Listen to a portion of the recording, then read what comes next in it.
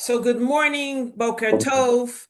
Today we are doing Parshas Vayeshev, the Torah portion of Vayeshev, and we're also going to do a little bit on Hanukkah because Sunday night, get out your Hanukkah menorahs, polish them up, and we're also going to reference Rosh Hashanah leChasidus, the new year, the Rosh Hashanah of Hasidism, when the Alter Rebbe, Rabbi Shneir Zalman of Ladi, this past Wednesday was freed, Yutes Kislev, the 19th day of Kislev, from Soviet Russians' prison, and we'll discuss more, and was given the spiritual go-ahead to write the Tanya, the primer of Kabbalah, and bring Hasidism, Kabbalah, to the entire world, which was so struggling at that time with Oh, not only persecutions from all sides, but spiritual darkness. Jews were drifting away. They didn't have what to hold on to. And so finally, the Alter Rebbe was given the permission to reveal the deepest, darkest, the deepest, lightest secrets of the Torah and to revolutionize Judaism and bring that light and that depth to the Jews nation, the Jewish nation who needed it so desperately. And that's when I reference in our classes Hasidus or I reference Kabbalah. It's from these teachings, of course, based on the authentic Torah given at Sinai. So let's begin with Parshas Vayeshev. Now, you know that sometimes the Torah portion reflects what's in the Torah portion, and sometimes you wonder, why is this title the title? It doesn't reflect what's going on in the Torah portion. So if you look at Genesis, means the beginning, creation, that makes sense, right? Told us the birth of the twins, that makes sense. Chaya Sarah, we discussed how the life of Sarah, even though it talks about the passing of Sarah. So we analyzed that. But this week's Torah portion is very, very cryptic, this heading.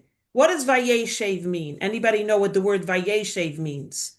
Lashev, Lashevet. It means to sit, to retire, to relax. It connotes serenity, tranquility when you say I'm sitting around doing nothing, right? Vayeshev. What do you think the Torah portion is going to be about? Tranquility. Jacob is now 108 years old. Don't you think he deserves a little tranquility after all of his adventures? Taking the birthright, getting the blessing, running away, trying to marry Rachel, gets deceived and married Leah, has 12 sons, one daughter. His daughter gets abducted. She gets violated. And now he's in Israel. He meets up with Esau. Esau wants to kill him, then Esau doesn't kill him. Don't you just think by now he deserves a little peace and quiet, a little retirement? He could use up his retirement fund. Doesn't he deserve it? What does everybody think? Of course, right? And yet, this Torah portion is a very sad and challenging Torah portion. It talks about how the brothers are envious of Joseph and they sell him into slavery. First, they want to kill him. And then remember the whole story. Joseph is sold into slavery and he ends up in Egypt. And then there he gets put into prison because he's the working for Potiphar. Potiphar, this second in command to Pharaoh, advisor to the king, takes him in as a slave. He gets promoted to be the head slave of his home, and his wife takes a liking to him, and he doesn't want to be with her, so she accuses him of violating her, and he gets put into a dungeon. This is the Torah portion. mm, How is this title reflecting tranquility, serenity, retirement? It's upheaval. It's pain. Seeing your sons do what they did to your younger son, even though he thinks Joseph was killed. Remember, they dip his multicolored coat into the blood of a sheep, which looks like human blood, and then they say, "Dad, guess what? He was torn apart by wild animals." And Jacob is horrified. he can't stop mourning. How is this a Torah portion of tranquility and peace? Does anybody have any insight? Does anybody want to share anything? Well, just through the great sufferings, Go ahead. great sufferings, there has to come something that connects us back. Very good. Very good. Very good. Very good. You're onto something, Devora, Debbie.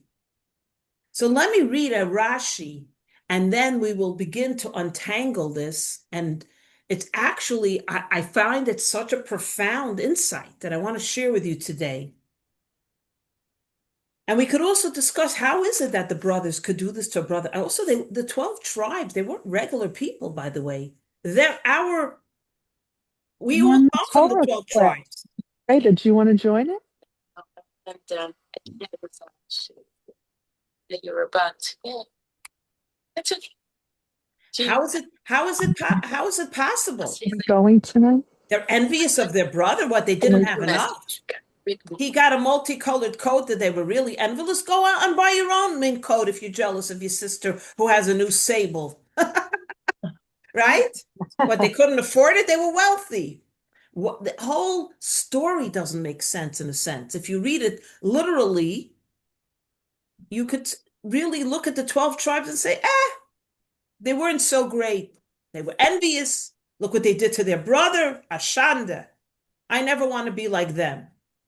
There's much more to the story. That's why we have to read the story with commentators, with Chassidus, with understanding. And that's why God put it in the Torah. God could have left it out. It's such a tragic story until we see the end, obviously. So there's a very interesting Rashi commentary on the opening part of Vayeshev, and I want to share it with you. So let's talk. Vayeshev Yaakov be'eretz Megurai Aviv be'eretz Canaan. Jacob finally settles in Hebron, the famous Hebron where the matriarchs and patriarchs are buried in the cave of Machpelah, the region where his father had lived. Where is this? In Canaan, which is Eretz Yisrael, the Holy Land of Israel. Okay? Rashi says a commentary on this first passage. Rashi says another way of saying it, he settled. You could say he settled, which he moved there. He bought himself a nice home. He planted a little vegetable garden in the backyard. He settled there, right? But you could also say another analysis, Rashi says.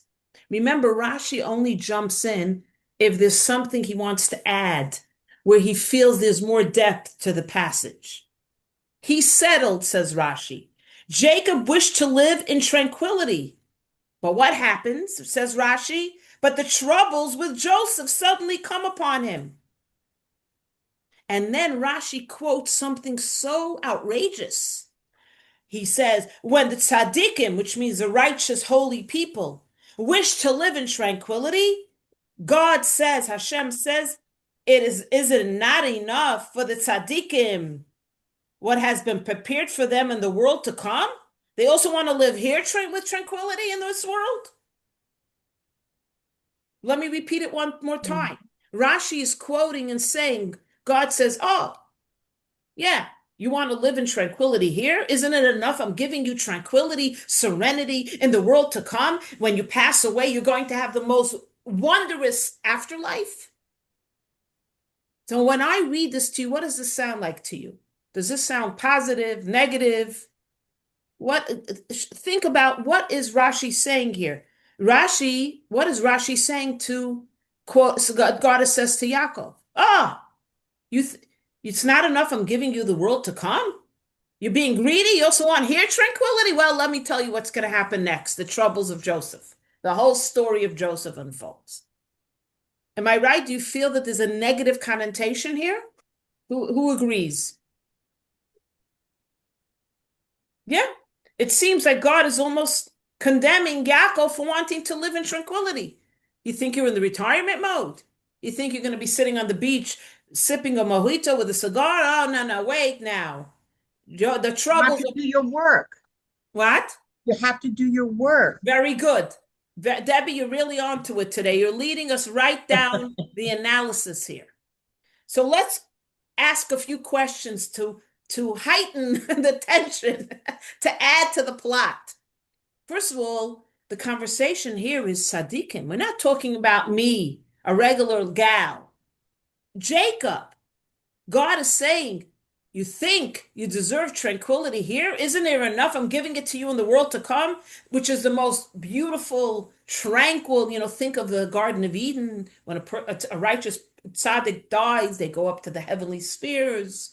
It is relaxed, tranquility, serenity, nothing like our world, full of pain and suffering and challenges and debates and horrific things happening.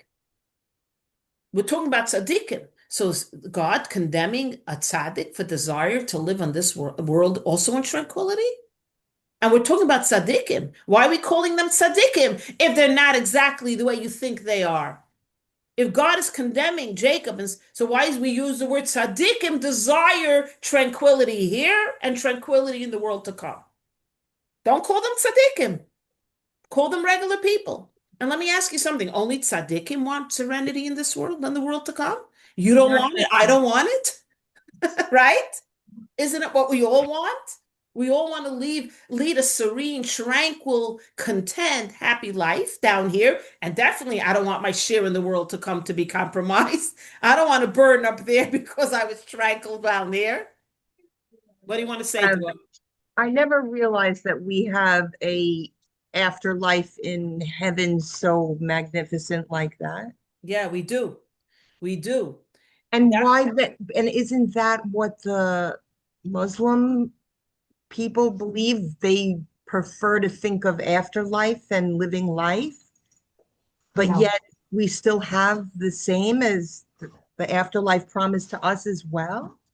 A very, very good question. Now, remember now, most religions are based on Judaism, on Torah.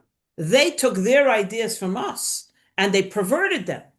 But the concept of the afterlife is actually beautiful. We should do a whole class on it. Afterlife is one of the most magnificent, inspiring, uplifting concepts in Judaism, because what is afterlife saying? That when the body has to pass away and be buried, that's why we bury, we don't cremate, we don't do all these things to the body. We keep it sacred and so on, is that there is an afterlife, that the soul lives on. That's such a comforting note that your parent, your relative, God forbid, dies physically, but in the spiritual realm, they're alive. They're here with us. That's Yisker, Kadesh, all that is teaching us how the soul lives on. The body is a physical vessel that holds the soul. That is buried, but the soul doesn't get buried. The body is buried. And what happens when Mashiach comes? There'll be a resurrection. That's why we don't desecrate the body. That's why we don't burn it. Because it will be resurrected. The soul will go back in, and in the land of Israel, all those righteous who died will be I'll resurrected. be judged. Yeah. Is So that a reincarnation, or is that? Oh, no, reincarnation is another beautiful idea. It's not science fiction. Reincarnation is that very few souls are born for the first time onto earth. Most souls are reincarnation of a previous soul. Why? They have not fulfilled their mission, their shlichus on this earth. So they're sent back to finish their cycle of what they had to accomplish on this earth. Tzaddikim have pure souls. They go to earth pure and they go back to their source pure, because they fulfill their mission and purpose on earth. And many Tzaddikim has to be birthright? What does that mean, birthright? They're born tzaddikim? Yeah. There's two types of tzaddikim. There's typing tzaddikim like the Lubavitcher Rebbe, born pure, left pure. And then there's people that many times through life, they go through trials, tribulations, and they become tzaddikim. Their souls, they transform their souls. And the Jews do that. And we believe in that. Now, that sometimes, I would never tell this to a parent, but sometimes a baby, a child passes away young, right? And you question why. because the soul maybe had to come down for 1 month, 2 months, 2 years, 3 years to finish its job, to finish its mission, and then it returns to its creator. It returns to its source. So not that it makes the family happier, but it kind of gives us a little context that we don't know the journey of the soul. We don't know what your soul's journey is. Every soul has a different journey. There are people that are converts, right? They were born non-Jews and they became great. Not only they became converts, they became great Jews. How is this possible? So Kabbalah explains the soul had to go through that transformation to reach its potential, to reach its fullness. So you don't know what your soul's journey is. You sometimes wonder, why am I here? Because you were meant to be there. Why am I going through this? Because that's your journey. So it gives you comfort to know there's a divine plan for your soul. But you need to tap into it. You need to be sensitive to your journey. Otherwise, you're just going to float through space like without gravity. You don't know where you're going. If someone throws you into outer space, like in the movies, you just float away. But gravity, which means connecting to God, is our gravity. And then we kind of start envisioning our journey, my mission, my purpose. But if you don't know it, you're floating in outer space. And the rituals of the Jewish life, the Shabbos, the preparation, the end, the 3 meals, the beginning again the week, and being productive, and then looking forward again to heaven and the Shabbos and the holidays and all of the things that keep us in rooted, anchored, rooted and in a ritual yeah. of Every mitzvah ignites another spark and creates another connection to your divine purpose and journey. That's why I always say it's not all or nothing. You can keep plugging in as much as you do. Get a bank account. Yeah. Like they say, when should you start investing? Today. Right? Because the power of compounding interest. I've been studying up on the stock market and ETFs lately. I decided in my old age, maybe I should invest a little bit. It's a good idea if you know how to do it. Freida, how do you say the Baruch on water? Let's say it together. Baruch. Thank you. Baruch atah Adonai Eloheinu Melech Haolam Shahakol Niyah Bidvaro Amen. L'chaim. Talking. Amen. That's beautiful. It's always bivaro for other. Water is not Maya. But because water falls into the general category whenever you would don't have like a lollipop, a candy, meat. Yeah, but water, I didn't realize fell into that category. Yeah. Right, because it's not a fruit or vegetable, bread, wine, everything falls into this is the generic bracha. Yeah, I thought it was something that said something about water. Right. Shafta mayim v'sasam mimanei Yeshua. Okay. So going back to the topic on hand, so how is this tranquility? And is God kind of reprimanding Jacob and saying, don't be greedy. You're getting it in the world to come. Don't ask for everything. But then the Rebbe, the Lubavitcher Rebbe, Rabbi Menachem Mendel Schneerson, on a Shabbos Farbrengen gathering, the Rebbe analyzed this Rashi and said it's all about how you read it. Like, punctuation can change a sentence, and breaking up a sentence can change the sentence. This is the right way to read it. This is the right way to read it. The Rebbe says, Jacob wished to live in tranquilities, but the troubles with Joseph suddenly came upon him. When the tzaddikim wish to live in tranquility, Hashem says that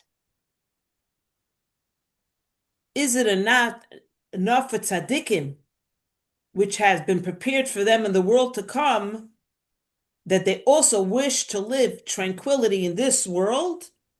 And because they wish to live in tranquility in this world, God says, the troubles with Joseph suddenly came upon him.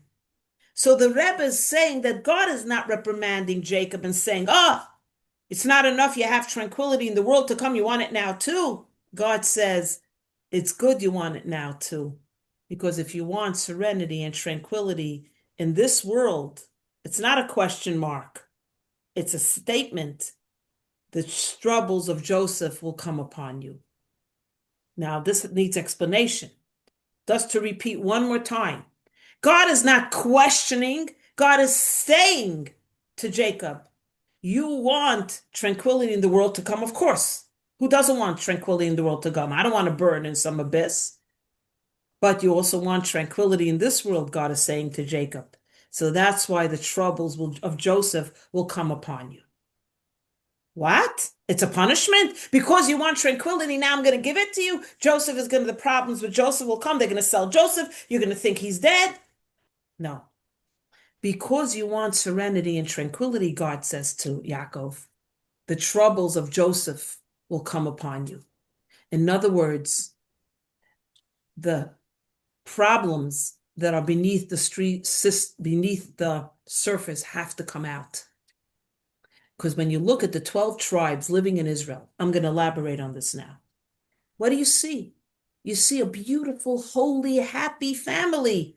Jacob living the life. Look at it, beautiful 12 sons, a beautiful family, grandchildren, wealth, beautiful homes, beautiful Shabbos table, beautiful yontif. A machaya. What a nachas. That's external serenity. What's going on behind the scenes? Trouble is brewing in the royal family. Trouble is brewing. There's conflict behind the scenes. God says, if you want serenity and tranquility in your life, you have to confront your issues. You can't bury them. You can't put on a good show. No, no, no, no. The trauma, the pain that's happening underneath in the family, brewing, the problems in your family have to come out. You have to confront them and deal with them and take care of it. You can't make believe everything is shiny and rosy and hide it. Serenity, that's superficial serenity and tranquility. Burying your problems. Oh, my son doesn't have a problem. He's not an addict. Oh, my daughter, no, she doesn't have a problem. She's perfect. No, she's perfect. She's cutting herself every night. No, no, no, that's nothing. That's it. Everybody does it. Everybody's drinking. Everybody's fighting. That's life. You're fighting, you're drinking. Listen, so my son hasn't spoken to me in 7, 8 years. Everybody has a problem with their children nowadays. God is saying, you want tranquility and serenity? Then the troubles of Joseph have got to come out. They have to confront what's going on here, and we have to come to a resolution. It takes 22 years, but it comes, and it's painful, and the family goes to tremendous heartbreak, trauma, and pain. And I'm going to talk about that in a minute. That's what God is saying. You want serenity? Yes, Yaakov, but there's something happening here. You got to bring it to the forefront and deal with it. And that's the story of Joseph. That's the story. And that's why the word Sha'ul, which means abyss, hell, also means borrow, being a borrower. When are you in abyss? When are you in hell, living hell? When you borrow someone else's life, when you make believe everything is great by that person, and you don't confront yourself. You look at that woman and husband and wife and children, the perfect family living in Westport. They have a beautiful home. They have a beautiful car. The wife is gorgeous. She doesn't walk out in not designer clothes. I want to be like her. Her husband, perfect husband, has the perfect job. She has the perfect career, the perfect children, everything. I wish I was her. I wish I was her. Sha'ul, you want to borrow someone else's life because you think they're perfect. When you don't know that behind the scenes, what's going on in that household, nobody should want that. You think you want to borrow someone else's life. And that's when you're living hell because you're not confronting your own life. You're not dealing with your own life. You're not content in your own life. You're looking what everyone else has. So serenity is confronting your life, dealing with your issues. And hopefully not big issues, hopefully small little things. You don't have to have trauma and challenges. We always say, God, give me revealed good, revealed blessings. I don't want to have a challenge and someone should say, oh, that challenge is really a blessing. Give me revealed good. I don't want to be challenged. So God says to Yaakov before we go into it, you want tranquility in this world? The problems of Joseph are just going to come out now. And what was going on over there? What was going on over there? Anybody know what's going on here? That he comes to the brothers, let's kill him. So the oldest brother, Uwe, says, no, no, no, no, no. We're not killing him. Let's just throw him in the pit for now. Reuven thinks he's going to come back, rescue Joseph, and save him. The meantime, while Joseph is languishing in a pit, the traders pass by, and the brothers say, you know what, but let's not kill him. Let's sell him. Why should we have the blood of our brother on our hands? Let's sell him to the traders. So they sell him to the Midianites, and the Midianites sell him to the Egyptians, and that's how he ends up in Egypt as a slave. Wow. And then Reuven comes back later, he's gone. He says, where is he? We sold him. So they take his beautiful coat that his father gave him, they dip it into the blood, and they say, Dad, we're so sorry Joseph died. And Jacob is never comforted. You know why? Because he's really alive. The Torah explains the psychology and emotional pain of a parent. If your child passes away, not that you're really ever fully comforted, there's a mode of comfort. But with here, there cannot be a mode of even an iota of comfort. Why? Because he's alive. So Jacob lives for 22 years. 17-year-old when Joseph is sold. He lives for 22 years in a pain. My son has passed away. And then Judah, one of the brothers, Judah, like from the Judah Maccabee, like that. It's not the same Judah Maccabee. It's many years later, but Yehuda, the powerhouse of his brothers, he goes away. Goes away to live apart. He can't deal with the pain of what he did. The whole family is torn apart emotionally and psychologically. They're lying to their father. And they sold their brother into slavery. So the whole family is traumatized. Joseph is suffering because of his brothers, and the rest of them are traumatized by the horrific crime they committed, and they have to keep it a secret. Think about how this tears apart a family. For 22 years, they lived with this pain, the guilt. Think about what happens here. Is this serenity? Is this tranquility? No. Now, why? Let's just talk for 2 minutes about why. Why do the brothers, they're envious, they're jealous. They're the great tzaddikim, they're the children of the patriarchs and matriarchs. All of us come from them. These are the 12 heads of the tribes.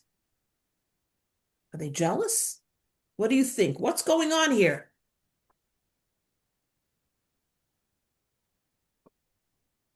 And what's going on here yeah, go ahead, Diane. Sheer. I don't understand how they could feel so guilty. Why did they do it to begin with? Like I I can't imagine. And they all went along with it. Yeah, Reuben tried to stop them. By the way, they were going to kill him. But then one of the brothers said, no, no, no, let's sell him. Why should we kill him? Shimon and Levi said, let's kill him. And the other brother said, no, there's traitors, let's just sell him. Thank God, right? Obviously, everything was divine providence. And last year, that was my slogan for the year, where when Joseph meets up with his brothers, what does he say to them? Who remembers? I was not sold, I was sent. By the way, later on, we'll talk about it. Now, there we need to have the drama later on. But he says to them, I wasn't sold. You think you sold me? God sent me. And the forgiveness that he shows his brothers. He could have slaughtered them because remember, he's the viceroy of Egypt at the time. He's like second in command to the king. He could do whatever he wants. He could have said to his guards, kill those guys. You know what they did? They're the ones who sold me. No, he forgives. You know why? The transformation of Joseph happens in Egypt, where he says he's creates such a relationship with God in prison that it's unbelievable. He says to God, I know I was sent. I wasn't sold. I was sent by you. Now let me see what I was sent for. And this he's saying it when he's in prison. Imagine a person put into a hardcore dungeon to suffer. And he's able to say to God, you know what? I was sent, not sold. Yeah, think about it. And this The started, youngest of the brothers, right? The no, young. Benjamin is after him, Benjamin. Uh-huh. But yet, second to the youngest. Think of the power of such a person who's able to take the most miserable, horrific scenario. My brothers sell me. They want to kill me. They sell me. I'm put into hardcore dungeon and I'm able to say to God, you know what, God, you sent me here, didn't you? To say that, to God be did able this. to, so now you know who the 12 tribes are. They weren't regular people. I could never do that. I would be miserable. The hostages did. Yeah, oh, very good.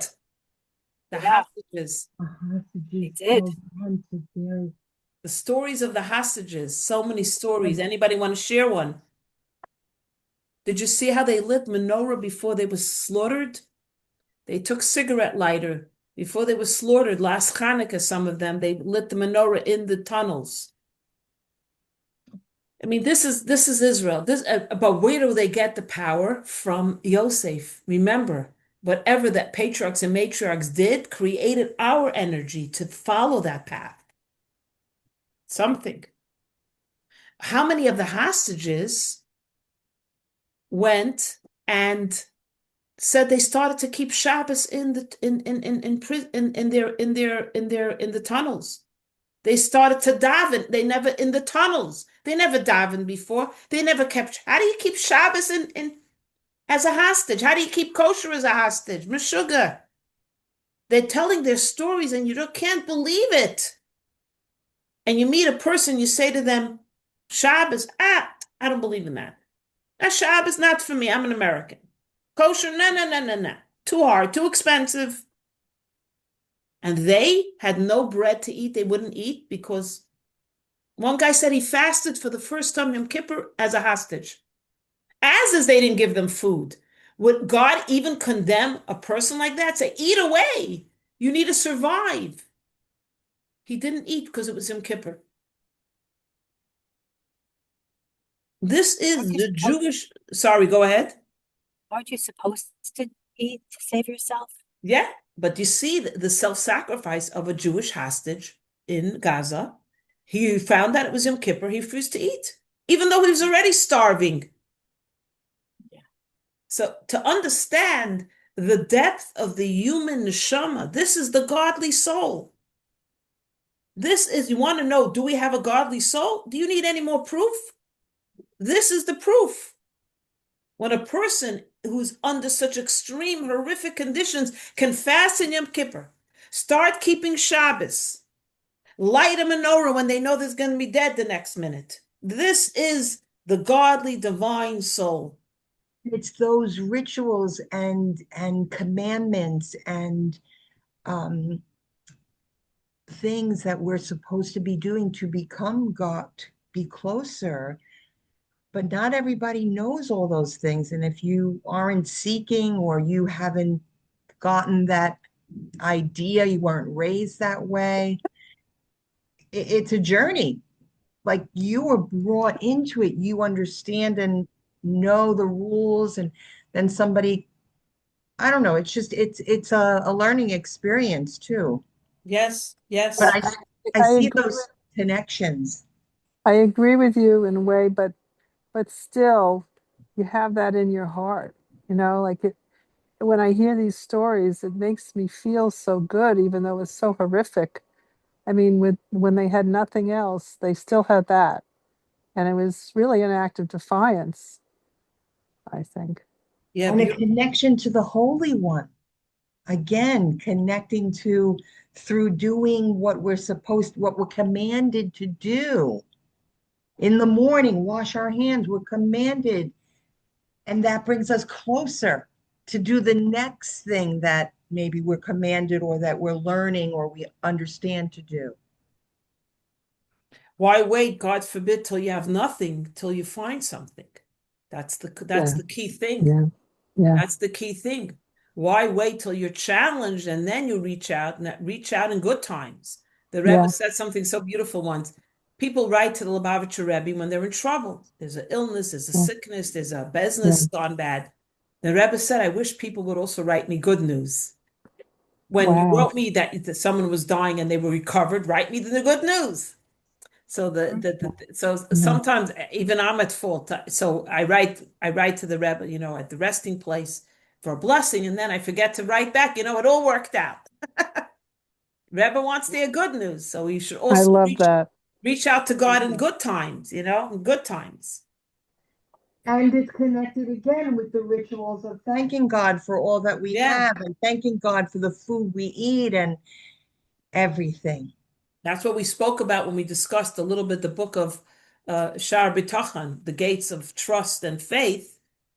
Is that when things externally seem negative, let's say, we not only we believe it's going to turn out good, the highest level is looking at it and saying, oh, it's good. It's good. That's what Joseph did. He's in prison. This is good. That's why the only time in the Torah, the word ish matzliach, which means a successful man, it said Yosef ish matzliach when he was in the dungeons. Joseph was a successful man. What? How is that success? But there is when he reached his highest pinnacle of success in prison, in the dungeon. And the story with the baker and the wine butler of the king. They come to him. They go, remember the story? They said he sees. Okay, this is a beautiful part of the story. I want to just quickly share it, even though we're going off on a tangent. He's in the dungeon. The warden. And the dungeon was underground, by the way. It's not like he got 10 hours of sunlight every day. The warden saw in Joseph a certain leadership, so he made him like the head of the prisoners. Wherever he went, Joseph was a success story, in a sense. So one morning, he sees two men who are in prison, the former butler of the king, the wine butler, and the former baker of the king. And he looks at them and he says, guys, you look a little morose today. He asks them. Now, that's a very strange question. You see a prisoner in prison. How should he look? Happy? Why is he even bothering asking them? But that's who Joseph was. He says, fellas, you look a little more morose than usual today. And because he asked these two strange men how they're doing, how can I help you? He's released from the dungeon later on. It takes a while. God sees who Joseph is. You're a prisoner and you're worrying about two other nudniks? That's who Joseph was. He goes over, he says, what's wrong? And they tell him. They say, the baker says, I had a dream last night where I had a basket of bread on my head. I was carrying a basket of bread on my head, and birds came and were eating the bread out of my basket. And it really bothers me, this dream. 3 birds came and were eating from my bread. And then the wine butler says to Joseph, I also had a dream, and it's bothering me. And he interprets the dream. He says, I can't interpret. God will interpret the dreams. He says, I forgot if it's 3 loaves of bread or 3 birds, that in 3 days from time, he tells the baker, you're going to be executed. And he tells the butler, and your 3 cups are symbolic of in 3 days, you'll be released from prison. And that's what happens. The baker is executed and the butler is released. And he tells the butler, don't forget to put in a good word for me. But the butler forgets about him. Once he's released, he's released. So because Joseph sees 2 fellow prisoners and he cares about their pain, he's released. God looks at him with favor and he's released from the dungeon eventually. Took a little while. So this is why in prison he's called Ish Matzliach. Your success is not dependent on your environment. We always say, if I had that, I'll be happy. If I was there, I would be happy. If only, then I would be happy.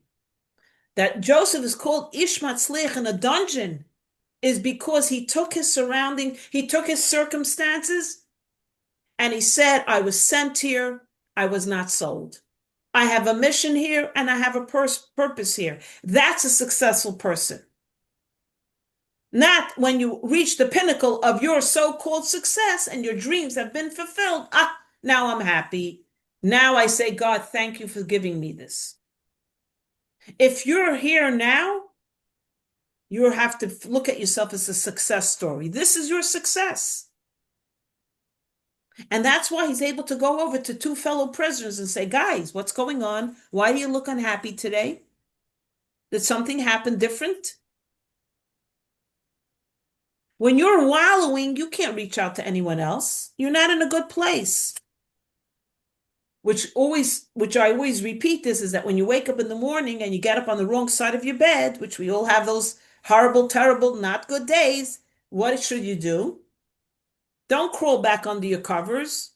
Think something good you could do for somebody else. Trust me, the minute you do it, your day will change. I always share my story with Teddy in the gas station. That's my quintessential story, how your day turns around when you do for somebody else. But that's the thing. He's Ish Matzliach when in the dungeon. And it's the only time in the Torah that somebody is called successful. Would you believe it? God, the Torah could have highlighted a different success story, one we could relate to. Thank God none of us can envision ourselves in a dungeon, God forbid, in a hardcore prison. Shalom Mordechai Rabashkin, the famous Hasidic Jew who had the meat factory in Iowa, and an anti-Semitic judge went after him for hiring immigrant employees. Then they went after him for bank fraud. They hit him with everything and they put him away for 17 years to life. And they didn't put him away in a regular, what they call a country club prison. They put him into the Rikers Island, where you put the worst of the worst criminals. And he encountered these horrible people in prison. And one of the leaders of the groups in prison, they run the prison. One of the top prisoners said to him, you're not even here. We could see you're somewhere else. You're here, but you're not here, Mordecai. You're not here, Mordecai. Because he never looked at himself as a prisoner. He always looked at himself like, I'm getting out of here. Hashem has a plan for me. God has a plan for me. And he was released after, Trump pardoned him, thank God. Wow. But he has miracle stories that happened in prison. He has crazy stories. And he also has crazy stories of how they abused him in prison. But anyway, By the way, where can you get kosher chopped meat around here? I saw in Trader Joe's. Yeah. Not frozen. Wegmans now has the new Wegmans. Not frozen chopped meat, kosher chopped meat. Yes. Okay. And if you make a big order, you could also order from one of the, I get a Wednesday delivery from jewishfamily.com. They deliver here every Wednesday in our area. They make deliveries. Thank you. So going to back, so when the trauma of the family surfaces and they confront it and they heal together 22 years later, then there can be tranquility and serenity in the family. Now, just going quickly going back to what was going on is led to us by the multicolored coat that Jacob made Joseph. We discussed it last year, but just to go through it quickly.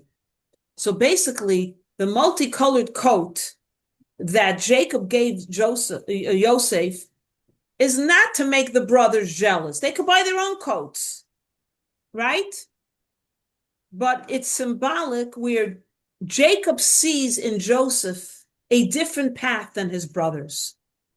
Joseph's whole demeanor, Joseph's whole way, the energy God gave him is to be a man of the multicolored coat, to be able to go out into the world and influence the world and teach them the moral and ethics and monotheism, belief in one God, where the role of the brothers was to be shepherds in a tent, to be insular. They couldn't comprehend their brother Joseph. They looked at him and said, Ashegets. He's drifting away from Torah and mitzvahs. Look at him. He's an outreach. He's Chabad. What kind of shtick is this, going into communities where there are Jews are assimilated and secular? That's Or not our path. or he's a more feminine, beautiful prince that needs to be honed by Egypt to save the Jews. He was very masculine, but anyway, but I know, okay. But basically, the path of Joseph was to be the conqueror of negative, the conqueror of idolatry, to become the viceroy of Egypt and influence the whole world on the path of God, which he did. Their brothers had a different path. They were meant to be shepherds, insular, sitting in their tents and doing Torah and mitzvahs within the confines of a religious community like Monroe, Williamsburg. They didn't understand their brother's path. When the Rebbe started to do outreach and send people into secular communities and communities that had no Judaism, the other Hasidim condemned the Rebbe. How could you put on tefillin on a secular Jew? It's sacrilege. So they didn't understand their brother's path. So to them, he was a danger to Judaism. He's going to corrupt Judaism. And so they were not envious of him, of his wealth, of his handsomeness. He was extremely handsome. They couldn't comprehend his path. They looked at him as an outcast, a revolutionary. You're not following what Baba and Zayda did. Who goes out to other people? You got to stay here in the tent and study Torah. Why are you going out to other people? But Avram and Sarah were not that way. They had a tent with 4 entranceways. They brought everyone into their tent. They didn't say to the person, oh, you're an idolater, you don't belong in my tent. They took the idolaters, the people who worshipped idols, and they brought them in the tent and they said, there's one God. You don't have to worship stone. There's a creator.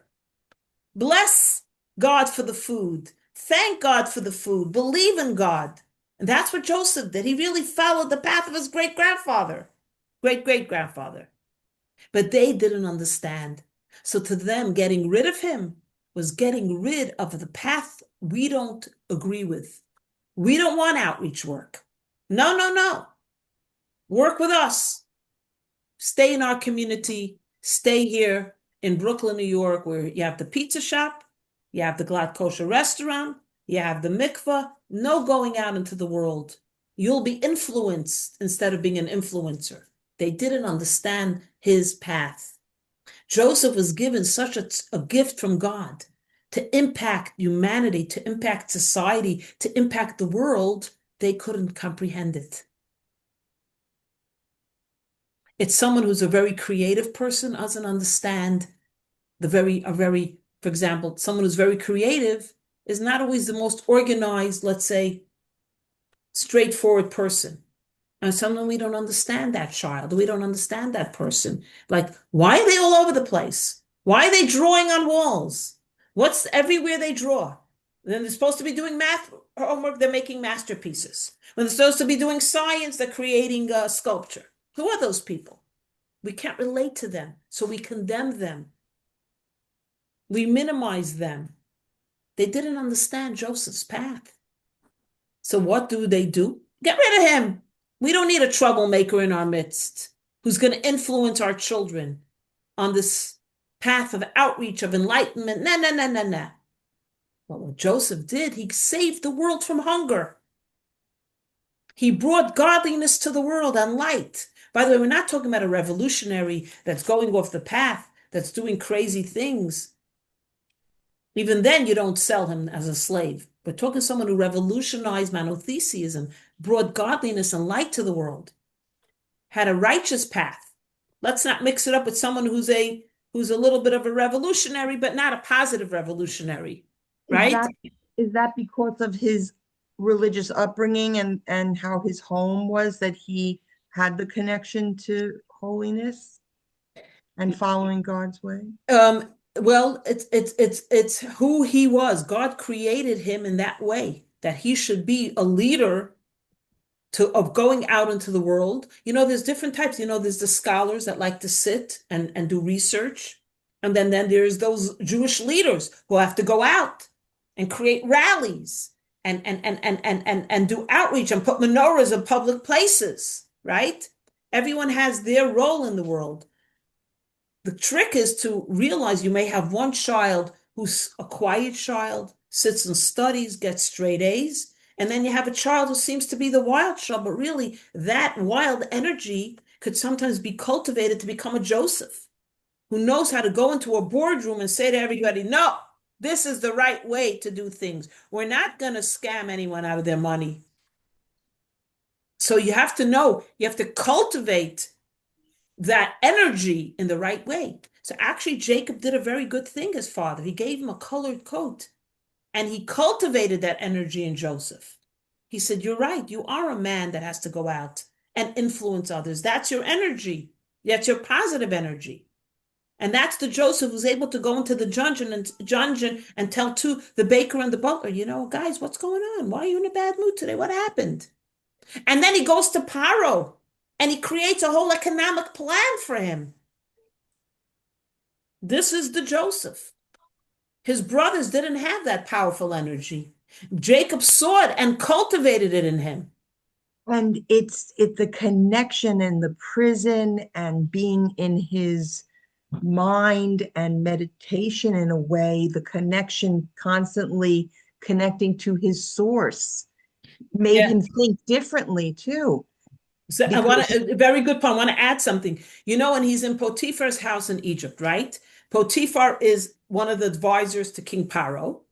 He buys Joseph as a slave. He promotes him to be the head of his household, to manage his stock market portfolio and his business interests, his real estate. He realizes Joseph is gifted. Now, Joseph is extremely handsome, the Torah says. Potiphar's wife takes a liking to Joseph. She wants to have an affair with him. Now, who's going to know? His brothers sold him into slavery. He was betrayed by everyone around him. He's a slave. Maybe it's a good idea to become Potiphar's wife's boyfriend, intimate. Who's going to know? He runs away. She grabs his coat. When her husband goes away on a business trip, she grabs his coat. Now's a good time, Joseph. My husband's out of the house. He runs away and she accuses him of trying to seduce her. And that's why he's put into dungeon. Now, who's going to know? You might have said, Joseph, do what's good for you. Survival. Have an affair with Potiphar's wife. Otherwise, you're going to be killed. You got to survive. No. Morality. You're a married woman. I grew up in my father and grandfather's house. I don't just, go around. I will marry a girl who's like me, believes in a God, doesn't worship idolatry. Remember, this is before the giving of the Torah. So they weren't obligated, but they still kept Torah mitzvahs.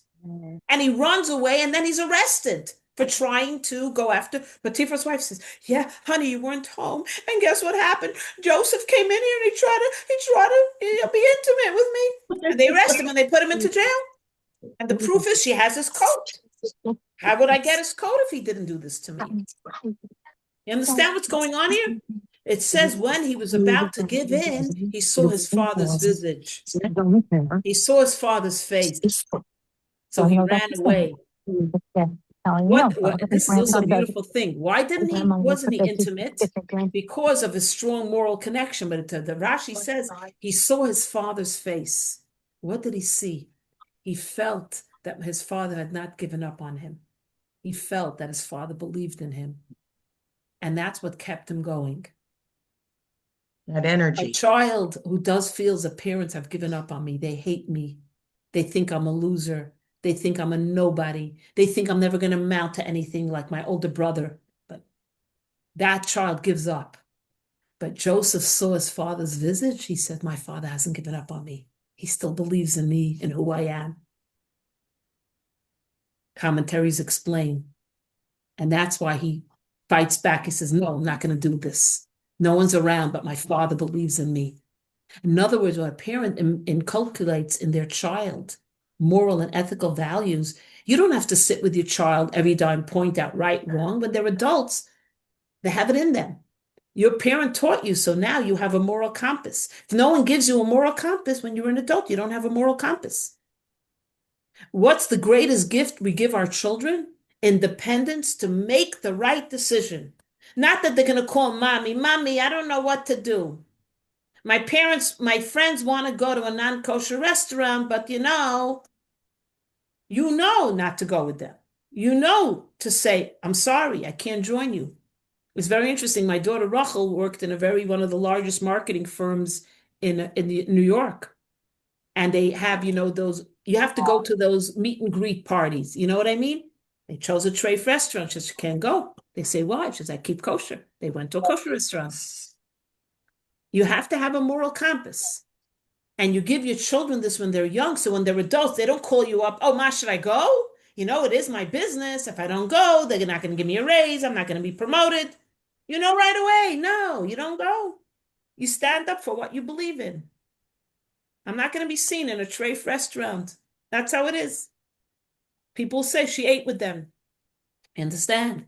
So he had a moral compass in his father. He felt his father believed in him. My dad is with me. He taught me right from wrong. I'm never going to be with Potiphar's wife, even though nobody will know except God, of course.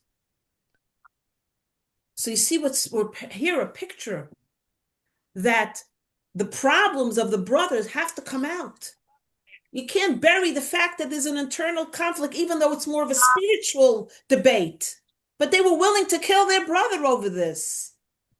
They didn't understand. But so going back, let me finish up with this beautiful point. So we said that the Alter Rebbe was in prison.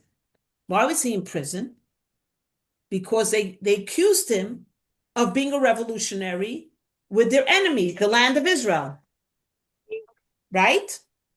He's supporting the land of Israel. He's buying arms so they could fight us. Really, he was sending money to the poor Jews of Israel. The Alter Rebbe would collect money and send it to Israel.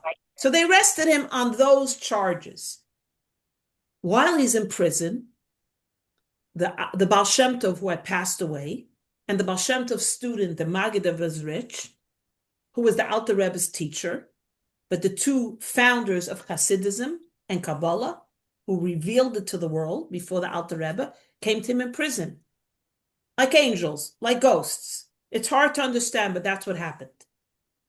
And the Alter Rebbe says to his two mentors and Rebbes, why am I in prison? I'm in a hardcore dungeon in Russia. What did I do? They said, you're in prison because there's a heavenly debate going on. You have been teaching Hasidus, Jewish mysticism, the Kabbalah, the secrets of the Torah to the world, to the Jewish world. There are those forces that say, what? How could you teach the deepest, lightest, I keep saying darkest, the deepest secrets of Torah to plain people? Secular Jews, assimilated Jews, poor Jews, peasant Jews. These secrets belong with the righteous, the holy, the tzaddikim. These secrets of Torah. So we don't want it revealed, Almighty God. So there's a debate in heaven. Those saying, how could the Alter Rebbe reveal secrets to the simple Jew? And the others say, no, we need it. We need it. Jewry will die if we don't have the Alter Rebbe's teachings. So the debate is raging on.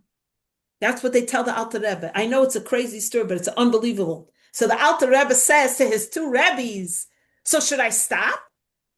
When I get out of here, should I stop teaching Hasidus? Should I stop sharing the secrets of Torah? And they said, absolutely not. When you get out, share even more. Give even more of your secrets of Torah. So finally, the Alter Rebbe is released from prison. He's not released from prison only physically. Spiritually, the decree was annulled. God declares, Alter Rebbe may share Hasidus, mysticism with the world. They need it. They need it. You think Joseph was in prison because Potiphar's wife tattled on him. No, he's in prison because it's a spiritual decree. The Alter Rebbe was in prison because God wanted to, had to be a resolution here. And when the Alter Rebbe came out of prison, the Alter Rebbe wrote the book of Tanya, which is what we call the Kabbalah primer. It's what I shared with you many times, how we have the animalistic soul and the godly soul, the evil inclination, the positive inclination, understanding how the world works, giving us insights that resonate with us. Kabbalah is very esoteric. How do you apply Kabbalah to your life? Diane, Debbie, Freida, Jane, how do we take these secrets and make it practical? This is what the Alter Rebbe gave us. The secret of taking the secrets of Torah and making them part of your daily life. For example, you've heard this from me so many times that a little light dispels a lot of darkness, right? This is from the Alter Rebbe. We think it's just such a common idea. It's not. The Alter Rebbe took these ideas and made it our daily language.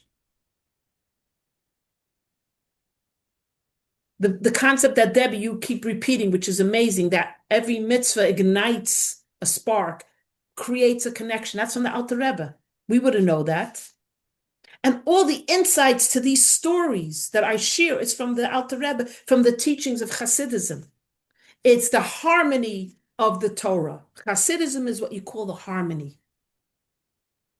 When you hear music, it's beautiful. But when you hear the harmony, it's the depth, the secrets. That's what Hasidus gives us. And there are still people say in the Jewish frum world, it's sacrilege, don't study Hasidus, it's enlightenment, it'll turn you away, it's not for you, you're not worthy. There's still people that oppose the study of Hasidus, even today. Yeah. Is different than studying the Kabbalah or traditional Judaism? So let me explain. Kabbalah means to receive. Kabbalah, when at Sinai, God gave us the written tradition, which is the 5 books of the Torah that you read on Shabbos. You take out the Torah scroll, those are the words, right? That God then gave us the oral tradition, the explanation of those 5 books. Otherwise, you can't understand them. If you don't have the oral tradition, what does it mean an eye for an eye? If someone knocks out your eye, do you knock out their eye? No, the value of the eye. So the oral tradition explains the written tradition. Otherwise, it's like having the cliff notes. The oral traditions are the cliff notes of the written Torah, but deeper cliff notes. Now, within the oral tradition is also the secrets of the Torah. The secrets of the Torah are called Kabbalah. How do you take this very esoteric Kabbalah and make it practical? Hasidus, Jewish mysticism. So mysticism takes the deepest secrets and creates an understanding of what it means. Otherwise, you could sit and study Kabbalah from today till tomorrow. But how will it make your life different? But the Alter Rebbe, through the Baal Shem Tov, the Maggid, they revolutionized how to take the esoteric and make it practical. For example, something you wouldn't believe is from this. Ivdu es Hashem b'simcha, serve God with joy. That's Kabbalah. The previous generation before the Baal Shem Tov didn't say to serve God with joy. Serve God. What year was the previous? I have to get out I'm very bad with dates, so I have to look it up. The Alter Rebbe was, I believe, in the 1700s. 1700s. I believe so. So you understand what Hasidus gave us is the spice of Judaism. You can have a delicious piece of roast beef, but if you don't spice it, you'll still get the nutrients. But once you spice it, now I know what meat is supposed to taste like. So because it's 11 p.m., 11 a.m., we're going to conclude. I'm going to sum up. We didn't have time to do it Hanukkah, but you know what? Next Thursday is Hanukkah. We'll do Hanukkah. So I want to sum up by saying that we all want tranquility and serenity in our lives. How do you attain that? by confronting the issues, the drama, the pain, the trauma in your life.